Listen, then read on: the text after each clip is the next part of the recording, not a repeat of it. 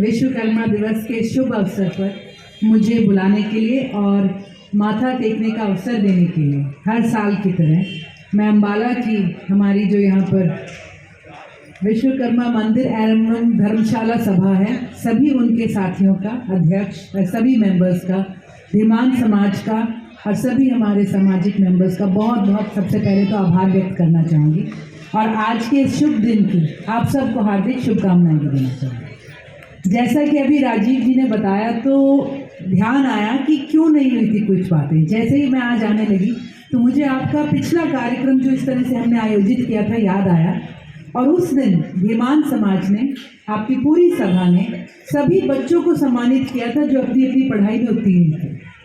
और मैं समझती हूँ कि धीमान समाज विश्वकर्मा जी को इससे खूबसूरत श्रद्धांजलि नहीं हो सकती कि जिस तरह से आप लोग, मतलब मैंने जितना भी समाज को देखा है और केवल एक फंक्शन पर नहीं, पारिवारिक रूप पर आम हमारे जो साल के दौरान कुछ भी अलग अलग प्रोग्राम्स होते हैं, मैंने एक बात नोट करी कि कर्म की तरफ आप लोग कर्तव्यबद्ध हो, आप लोग कर्म करते हो, आप लोग कर्म को जो है सेलिब्रेट करते हो। और मैं समझती हूँ विश्वकर्मा जी के लिए इससे खूबसूरत श्रद्धांजलि हो नहीं सकती जब हम किसी भगवान को जिए, उनकी वैल्यू को और जिस चीज़ के लिए वो प्रतीक बने जिसके, उसके लिए हम जिए।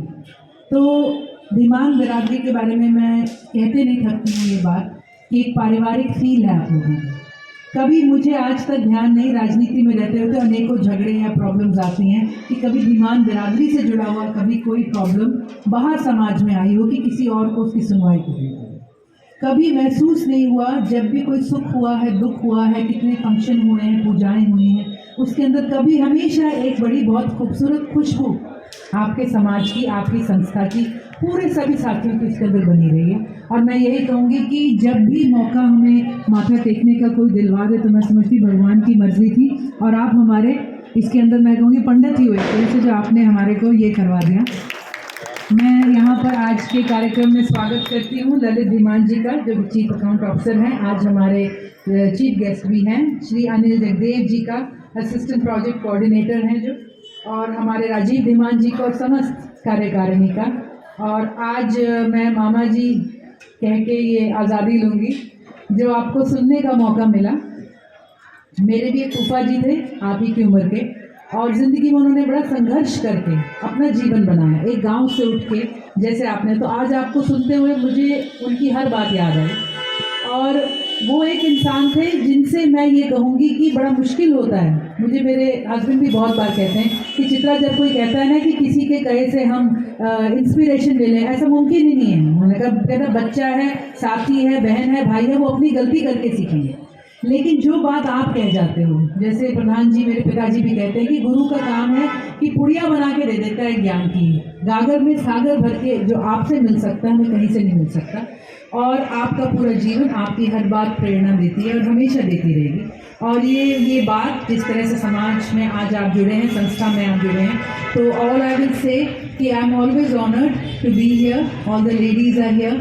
और जो धीमान समाज की गरिमा है, जो धीमान समाज का योगदान है, इसके लिए हम सब, मैं समझती हूँ, प्रेरित भी रहेंगे और इसके लिए हम धन्यवाद भी रहेंगे। और विश्वकर्मा जी की हम भी बड़े शौक़ से मनाते हैं। तो आज के दिन मैं भी अपना पेन, आईपैड, लैपटॉप, तो मुझे हंसते हुए मेरे भाई ने बोला कि एक माइक भी रख दिया था, ये भी तेरा काम है कहते। और जैसे हम भी बड़े शौक़ से मनाते हैं। आज सारी चीज़ें वहाँ मंदिर के अंदर रखी हैं, शाम को पूजा के बाद ज़रूर करेंगे।